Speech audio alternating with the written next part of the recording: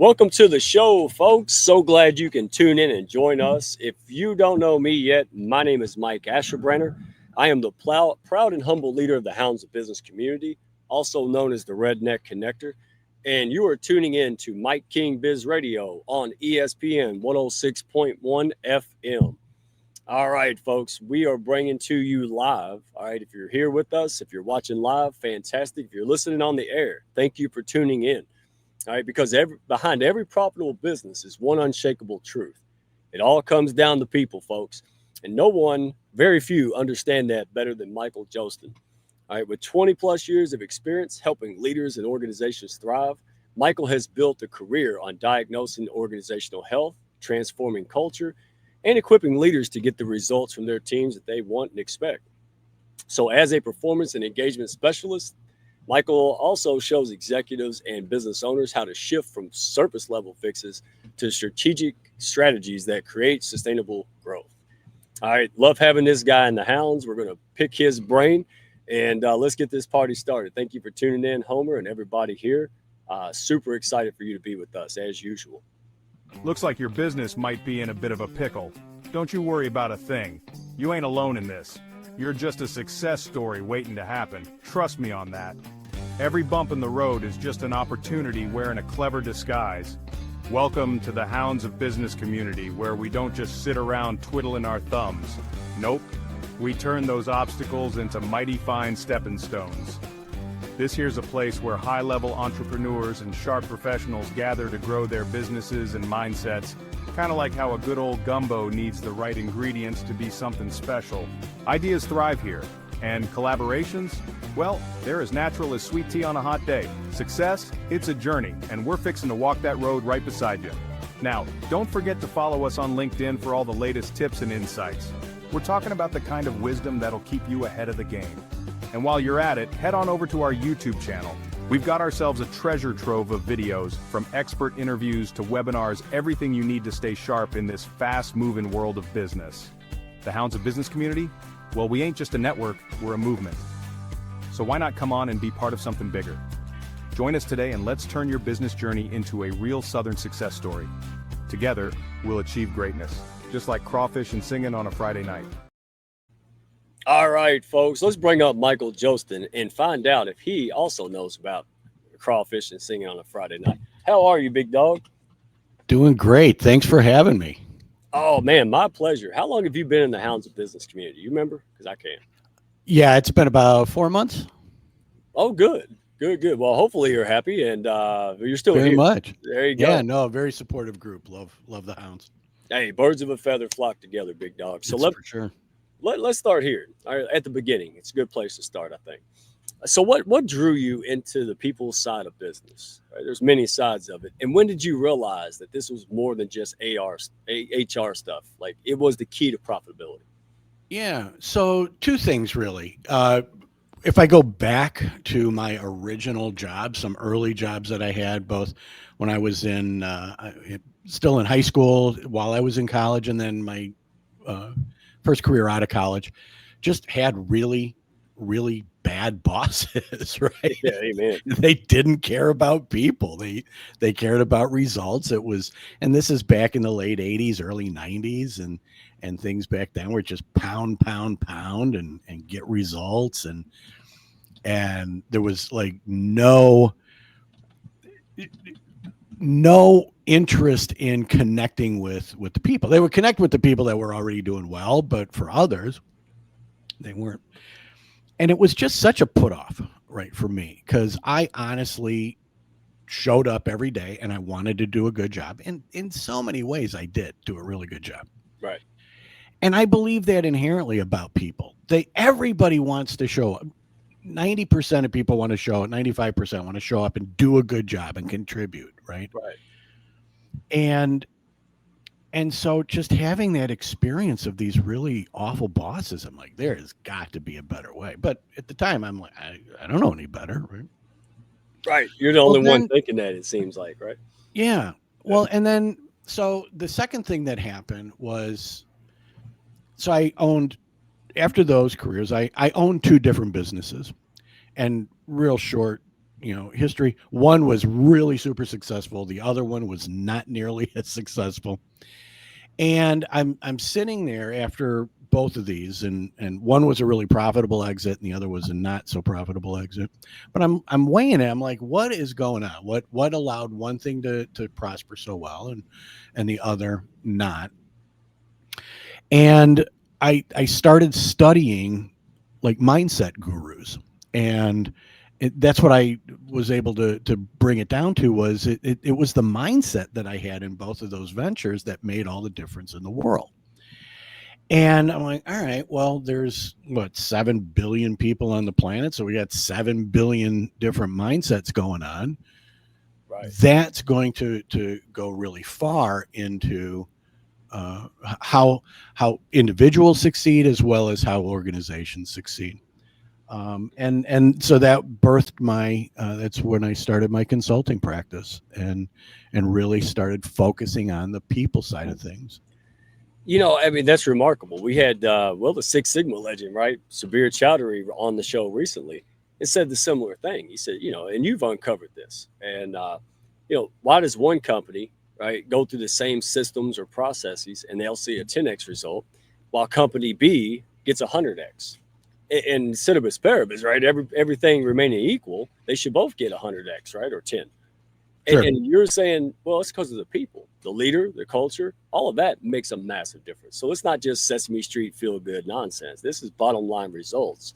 Oh, without a doubt. Yeah, yeah, without a doubt. And I have to remind people all the time. Like, I care about people, right? And I want great relationships with people, but at no time do I ever expect that we need to lower our standards and shoot for less than. Right. No, quite the opposite. There's so much more to achieve. Let's raise the standards, but let's really approach getting those higher standards differently than what we might be used to. Right. Well, on that note, you've worked with leaders at every level, right? Frontline supervisors, C suite, and everything in between. So, if you don't mind, what's one story that really captures, the difference that engagement alignment can make in an organization? Yeah, I worked with a client one time that on it was one of the worst examples I've had of a organization that was absolutely trying to devour itself from within. I mean, they were just like, departments weren't aligned. Not only were departments not aligned, they were sabotaging each other Wow. because for some reason they thought if their department looked better than the other department, somehow that meant they were better instead of the entire organization doing better. And it was, and the problem was they were experiencing a sort of level of success when you would compare to other organizations or other businesses nearby. But when you started expanding out and looking at who are some of the industry leaders, like, they were woefully behind. Right. And I think luckily the owner of the company recognized this is not sustainable. This is not a good place to be, but really didn't have any clue about how to get there. And so what I did was went in and started working right away on culture and defining what is that culture going to be. And then what are ways we can live that ideal culture that we're building. Uh, how can we live that out? And here was the really cool thing too. I told him, I said, how much stomach do you have for this? Because this is going to turn some people off to the point where they're going to leave. And he's like, well, if that's what needs to happen, that's what needs to happen. I'm like, Oof. glad you have that attitude, because Yeah. that's exactly what happened. Oh, that's easier said than done. Oh, Yeah, it is, especially when you have a high producer. But if they're counterculture, we know that, and I think everybody kind of understands that. But when it comes down to it, you got to go. man. But once we did that, once we started focusing on all those things, everything turned around. I mean, now departments were collaborating with one another, right? The hiring practices changed dramatically. Started hiring people that were aligned instead of people that were out for themselves. And and they look for ways to support one another, and they experienced a 10x growth. Actually, this organization did. Well, on that note, see, correct me if I'm wrong, but I've experienced this in my own life, right? You, the leader or leader of the company, ideally, you have to have an awareness and willingness to change and be coachable. So somebody can't just say, "Oh, I want a magic wand. I want production and revenue to increase, but I want to stay the same. I want to have the same crap culture, same crap attitude." Right? Yeah.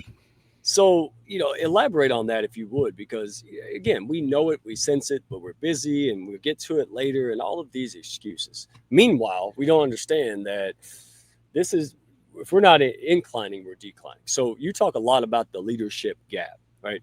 For folks who might not see it yet, what is it? What is the leadership gap and why is it such a hidden risk for companies today?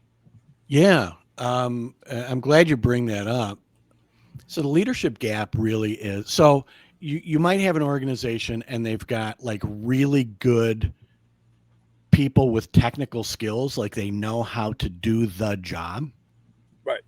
And they know how to do that job so well that we think, well, when there's a promotion to be had, we're going to promote that person because they're the best at what that is. Right. The truth is, here's what I learned a while ago. It's one thing to manage yourself, to make yourself really good at what you do. It's an entirely different thing to manage other people or lead other people. Those are Uh, two very different things. I noticed that in the fire department. Just because you Yeah. were a good lineman or a line officer does not make you a great command officer. It's a different playing field. Keep going. Right, exactly right. So that's the gap, right? Mhm. It's just because I'm good at the thing doesn't mean I'm going to be good at leading other people in the thing. Now, Right. here's the other part that gets in the way. And this goes to what you were just saying just before the question. There has to be any kind of a leader has to have a high level of self-awareness. And I think kind of part and parcel with that is they have to have a level of humility to know I don't have all the answers. And then use that self-awareness to look at, okay, well, where am I deficient? What am I not good at? And then a willingness to, I'm all right, I'm not good at this. I'm not good at listening to people and hearing them out. So now I need to change that about me. And I need to put extra effort into listening intently to what people are saying, as just as an example. And that's how you start to close that leadership gap. That and it could be anything, right? Right. There are myriad leadership capabilities. You may be good in some, but you may not be good in, and chances are everyone is not good in a couple. And those are the ones we want to focus on. Right. When we're not talking perfection here, right, Michael? What we're talking about is improvement, incremental Exactly. improvement, and internal improvement. Because and we'll get to this in a second. I would love to dive into the culture aspect of how that really increases rate of returns, retention costs decrease. But I learned this a long time ago. I said, my organization, community, and businesses will only grow to the level that I'm willing to personally grow. For Now, sure. that sounds good on paper. That sucks in practice. It's a real hard journey. But to look at yourself and say, listen, why is this not working? I could blame everybody else, or I could examine if my expectations and orders or whatever you call it aren't clear, then how can I expect everyone to do it? That yeah, right. And it's a real basic, laughable type of thing, but it's real. It's We're so human. true. You got a Yeah. million and one things to do as a CEO and leader, and that's why we have folks like Michael Joesten out here, so they can zoom out. They can see the forest from the trees. They could be objective, right? And that's it's not that you're stupid. You didn't build a Oh, successful business being stupid, quite the contrary. Right. right? But you just can't see it. So, Exactly right. That's exactly right. And so and that's part of that self-awareness and being able to take that time to step back. I think it's a little bit of a paradox that some business owners get into when they first get into the business, they're doing a lot of those things and they're laying this groundwork for this is how the business operates. But they kind of paint themselves into a corner unwittingly and they don't even see it. I And did. all of a sudden, it's like, I don't have time to step outside and look at me because I'm too busy doing these things that I know is what got me here in the first place. So it's Absolutely. Because what got you there won't necessarily take you there. Not in the without a doubt.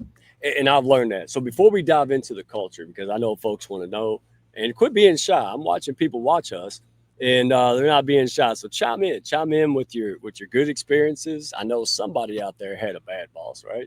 So yeah, chime in and ask the question. But before we do, let's go in and give Mike King and Mike King Biz Radio a shout out. Mike King, thank you for the opportunity, collaboration, and partnership to get much needed information out there to the folks who are grinding to build a business and make an impact in this world, right? So Mike King, he's so loved by his community in Richmond. Michael, they put him on the jumbotron during the ball games. You watch for it, Nice. right? So thank you for our partnership. We get to push people up on an international scale here, and folks, don't go at this alone. If you're listening on the air, if you're watching live, go to our YouTube channel, plug into more great info from great business leaders with heart.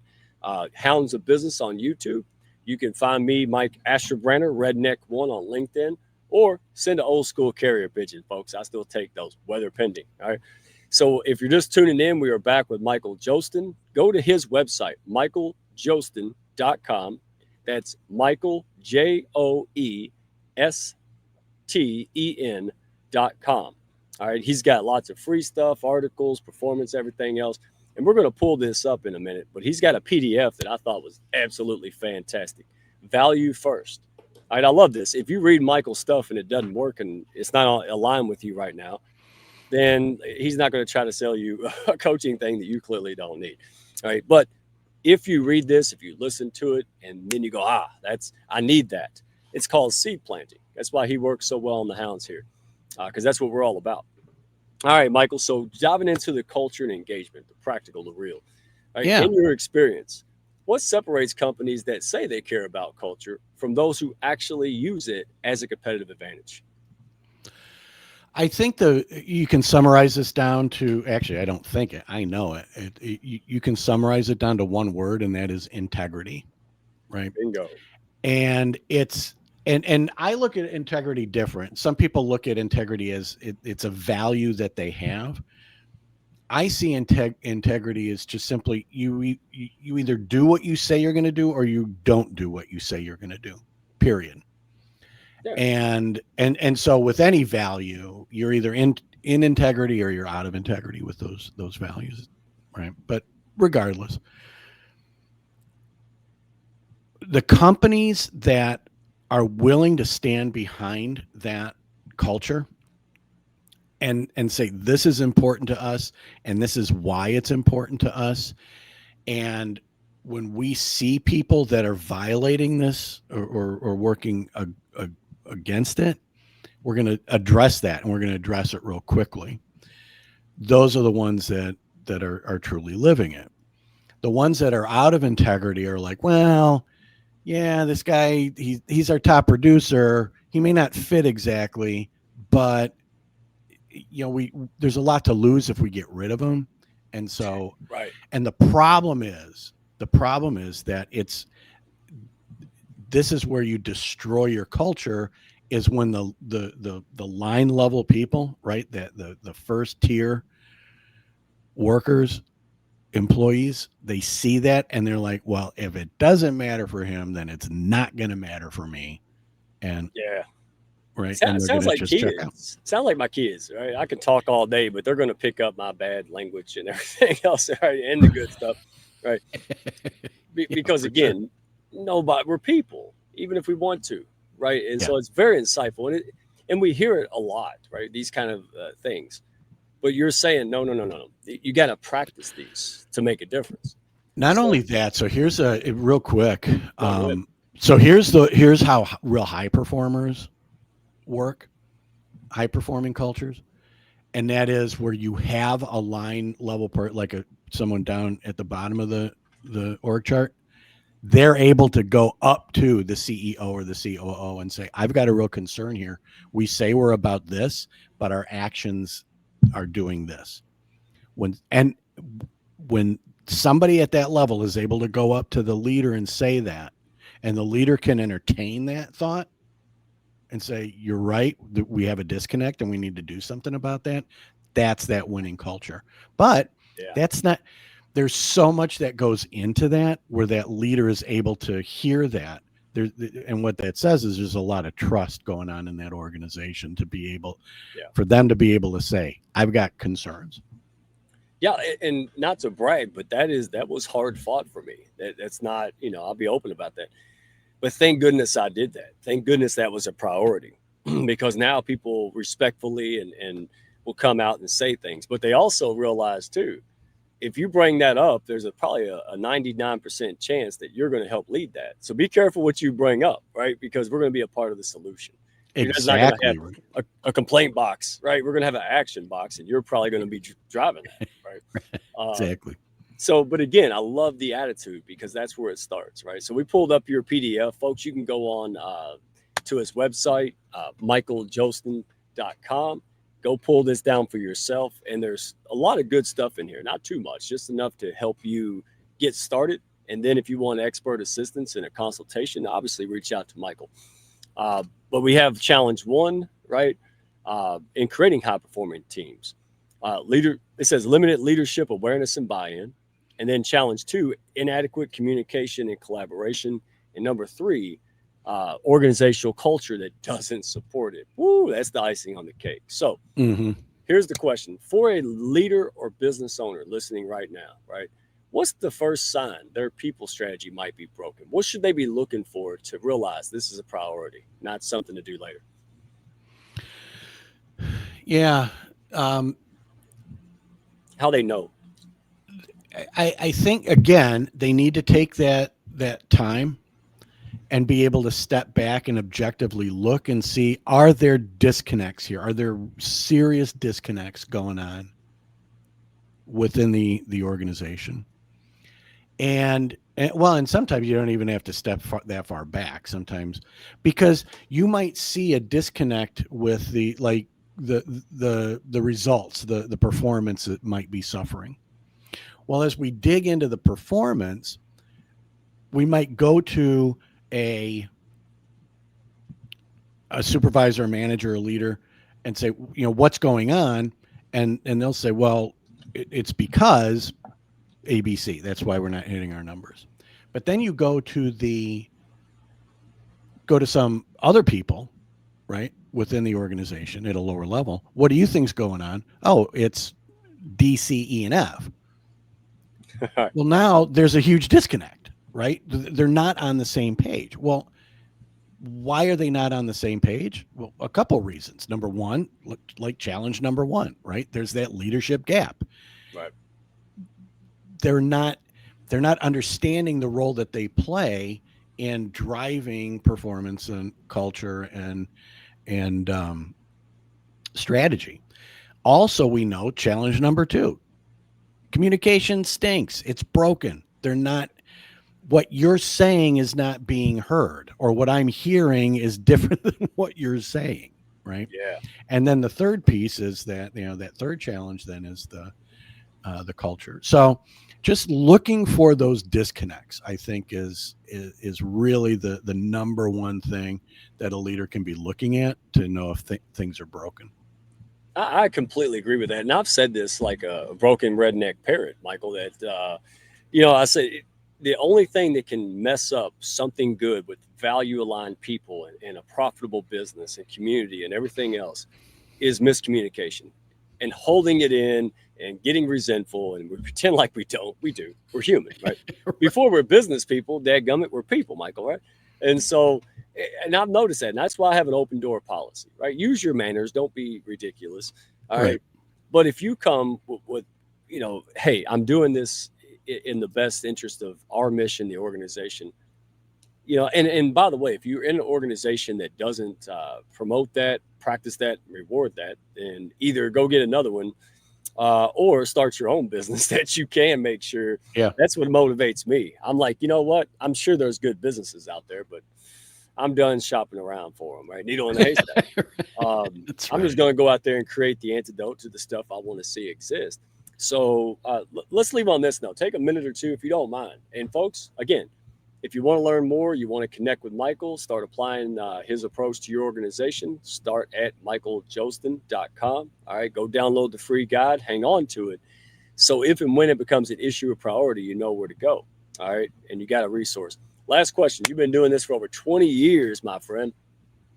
So, and gas was what, $1? All right. So, what's one leadership lesson that surprised you, or maybe even humbled you, that you still carry with you today? You know, I'll tell you, probably the most humbling thing I did. Well, I'm a big proponent of understanding, like where are the gaps, right? Doing gap analysis and where do we want to be, but where are we at, and where's that gap? And it was the first time I was using a 360 survey, and it made perfect sense to me. And I go rolling out this 360 survey, and everybody takes the survey, and I'm sharing the results. I did not do a good job of setting this up, of explaining it. I thought it was awesome, and I'm the kind of guy that it's like, hey, if something's wrong, if I'm showing up odd or weird or counterproductive, tell me. So I assumed everybody wants to know that, right? Well, I probably wasn't as understanding or empathic as I needed to be in that, and it just kind of blew up, and so that was really a humbling experience, and I guess what was really humbling about it was I was well into my career, and I understood people are different, people have different perspectives, but I completely kind of followed my own paradigm around it, and I thought what was important to me is obviously important to others, and it wasn't, and so that was really humbling, and I had to do a lot of apologizing to people and sharing. I put my needs ahead of your needs, and I'm sorry about that, and let's make this right. Well, thank you for sharing that. Number one, you're very open about this, and number two, you didn't just make this stuff up at a coffee shop to, real world experience, right? You've been there, you made some mistakes, you learned from those mistakes. And as I always say, why do people hire me? Well, for the crux of it, the major reason is because I failed more times than you tried, right? Nobody wants to go through what you just said 18 more times, right? Exactly. So thank you for being here. Thank you for sharing really useful real world experience that these business owners listening in can practice. And again, folks, you want to learn some more now or later, go to Michael Joesten, JOESTEN.com, and download the free guide. Hang on to it. The man's a good person, or he wouldn't be in the house. So what I mean by that is that he practices what he preaches. He puts people's best interests first, and he leads with value, and he doesn't pitch slap with a P, pitch slap. All right, don't get me knocked off the air. All right. So thank you, Michael, for being here. Thank you for being in the Hounds and sharing your knowledge, brother. Oh, thank you, Mike. It's my pleasure. I appreciate it. And thank you for all you do to support us in the Hounds. Really appreciate it. My pleasure. It's an honor, because without you guys, I'm just some, strange guy in a camo hat taking a walk, talking to himself. Right. So it's an honor to push you guys up. Hey, tune in next time, folks. Same time, same place. And we're going to have the one and only Colleen Stubbs. She is a brick and mortar, you know what. All right. And now she's in chapter 2. She's online, and she's building out CRMs and systems for folks who need them. Oh, especially midlife, right? Yeah, I'm pointing at myself. I could barely use an Etch-a-Sketch nowadays, but thank goodness I got quality people and a team and folks like Colleen. So we will see you back next time. Have a great day, Michael, all the folks in the Hounds on the air. We'll see you back. Hey, no strays out there. Welcome home. You got an impact to make. We're going to help you make it. All right. Shameless plug. I'm done with it. All right. Be good, y'all. Thank y'all for stopping by. Be sure to follow, share, and like, and send me a message if you had fun today. Y'all come back now.